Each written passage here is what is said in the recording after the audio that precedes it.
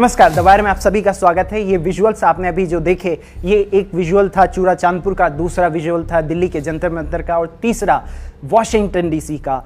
तीनों ही विजुअल्स शनिवार के हैं। शनिवार के दिन तीनों जगह प्रदर्शन हुए। ये प्रदर्शन कुकी समुदाय के लोगों ने कहे। एक के बाद एक आपको बताते हैं कि कहां पर क्या क्या हुआ। दरअसल मणिपुर का चूरा चांदपुर के लमका मेडिकल कॉलेज से लेकर डीसी ऑफिस के सामने, जहां पर वॉल ऑफ रिमेम्बरेंस का सेटअप किया गया, 3 किलोमीटर लंबी एक मार्च निकाली गई। ये कॉफिन मार्च थी, जहां पर 100 से ज़्यादा कॉफिन थे। सभी लोग काले कपड़ों में मौजूद थे और सभी की मांग थी कि किस तरीके से पीस को वापस जो है उनके स्टेट में लाया जाए। सेपरेट एडमिनिस्ट्रेशन की वो लोग वहाँ पर मांग करते नजर आए। वॉल ऑफ रिमेम्बरेंस क्या है इसके मायने?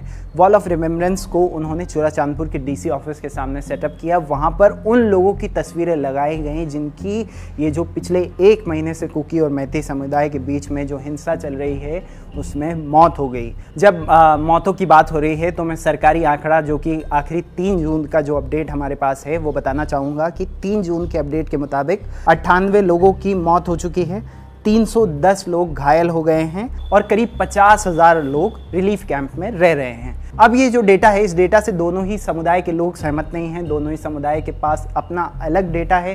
कुकीज़ का डेटा कहता है कि उनके समुदाय के लोग ज़्यादा मारे गए। ये जो 98 का जो डेटा दिया जा रहा है, इस डेटा के सरकार के डेटा से वो दोनों ही समुदाय के लोग बिल्कुल सहमति नहीं दिखाते हैं। वो दोनों ही समुदाय में अपना अपना एक डेटा का कैलकुलेशन है और जो सरकार का डेटा है उससे वो अग्री नहीं करते हैं। दूसरी तरफ जो एक ITLF की कुकी समुदाय की मेंबर हैं ग्रेसी, जिसे हमने कल फ़ोन पे बात की, उन्होंने हमें बताया कि यहाँ पर यानी कि चूरा चांदपुर में जियो का नेटवर्क चलना बंद हो गया है। ग्रेसी की बात को हमने वहाँ पे और भी तमाम लोगों से पुष्टि की। उन्होंने भी हमें यही फीडबैक दिया कि जियो के जो सिग्नल हैं वहाँ पर पूरे इलाके में, पूरे चूरा चांदपुर में नहीं आ रहे हैं। इस बात के लिए हमने जियो को भी ईमेल कर रखा है। जैसे ही जियो की तरफ से हमें कोई भी अपडेट मिलेगी हम स्टोरी को आगे अपडेट करेंगे। अब आते हैं जंतर मंतर की तरफ।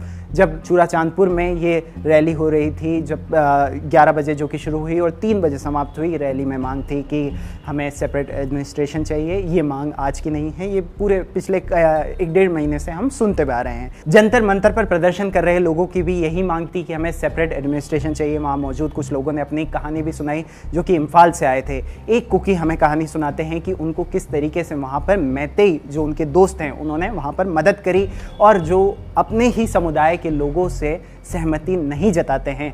आइए आपको सुनवाते हैं उन्होंने क्या हमें कहानी बताई। We used to speak and then even they, my friends from Meitei, they didn't really like this state sponsor ethnic cleansing, I should say, genocide or whatever may be, because deep down they know that whatever the... You mean your friends are with you and they also criticize what is happening? Yeah, they even post in their status some that you are responsible for this. Generation will remember your name for what you did to others, no? And then you are being disgrace to our community. That's what my friend, Meitei friend, no? They say and they post in their status. इसके अलावा Washington DC white house के सामने भी cookie समुदाय के लोगों ने प्रदर्शन किया। उनका कहना है कि यूनाइटेड स्टेट्स की सरकार जो कि ह्यूमन राइट्स की बात करती है तो फिर वो इस मुद्दे पर क्यों चुप है।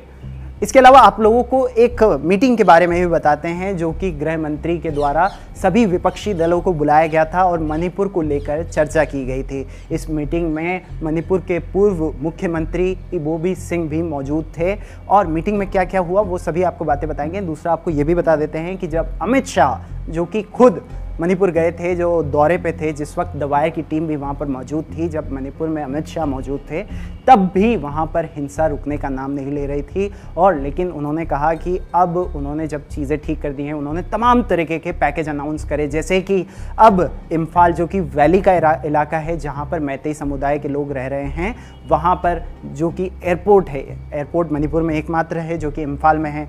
अब कोई कुकी को अपने घर जाना पड़ रहा है तो हमसे जब उनकी बात हुई तो वो बताते हैं कि वो मिज़ोरम के रास्ते अपने घर जा रहे हैं। क्यों? क्योंकि वो मानते हैं कि अगर वो इम्फाल में लैंड करेंगे तो उनको सीधे मार दिया जाएगा क्योंकि इम्फाल में मैतेई समुदाय के लोग हैं।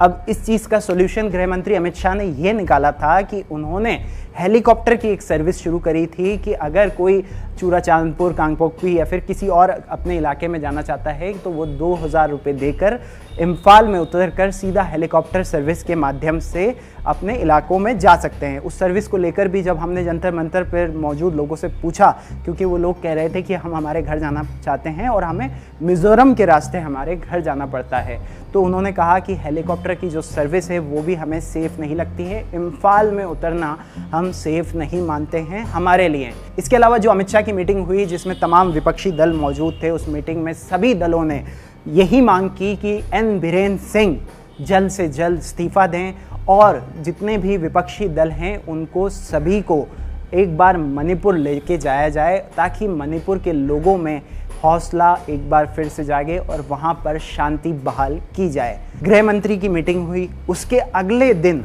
बीरेन सिंह दिल्ली आए और उन्होंने गृह मंत्री से मुलाकात की। उस मुलाकात के बाद बीरेन सिंह कहते हैं कि 13 जून के बाद मणिपुर में एक भी मौत नहीं हुई। बीरेन सिंह के किया गया ये जो दावा है, इस दावे से दोनों ही समुदाय के लोग सहमति नहीं जताते हैं। वो कहते हैं कि हमारा जो डेटा कहता है वहाँ पर रोज़ाना किसी न किसी की जान जा रही है। डेरेक ओब्रायन जो कि टीएमसी के नेता हैं, उन्होंने द वायर को एक स्टेटमेंट देते हुए कहा कि वो चाहते हैं कि सभी विपक्षी दलों को एक हफ्ते के अंदर मणिपुर में लेके जाया जाए ताकि वहाँ के लोगों को हौसला मिले और वहाँ पर एक बार फिर से पीस की बात हो, शांति वहाँ पर बहाल की जाए। इसके अलावा मणिपुर के पूर्व मुख्यमंत्री इबोवी सिंह ने भी गृह मंत्री पर आरोप लगाया कि मणिपुर से वो एकमात्र नेता इस मीटिंग में मौजूद थे, लेकिन उनको अपनी बात रखने का मौका उतना नहीं दिया गया जितना दिया जाना चाहिए। जाने से पहले आप लोगों को ये भी बता देते हैं कि 25 तारीख तक इंटरनेट की सुविधाएं मणिपुर में बंद थी, लेकिन उसको बढ़ाकर अब 30 तारीख कर दिया गया है। 30 तारीख तक अब मणिपुर में वापस से इंटरनेट बंद रहेगा। जब इंटरनेट बंद होता है तो तमाम तरीके की परेशानियां होती हैं जो कि आपको हमारी आने वाली रिपोर्ट्स में देखने मिलेंगी। उनकी तमाम परेशानियों में से एक परेशानी अगर मैं आपको बताना चाहूँ तो वो ये है कि जिस तरीके से ऑनलाइन पेमेंट के माध्यम से लोग अपना पेमेंट कर पा रहे थे, चाहे वो पेट्रोल पंप से लेकर किसी दुकान पे सामान लेने की बात हो, अब वो नहीं कर पा रहे हैं। उनको एटीएम की लाइन में 3 से 4 घंटे अपने ख़राब करने पड़ रहे हैं।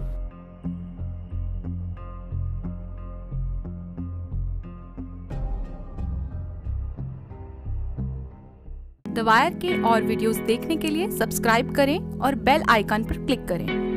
स्वतंत्र पत्रकारिता की आर्थिक मदद करने के लिए डिस्क्रिप्शन में दिए गए लिंक पर जाएं और अपनी राशि चुनें।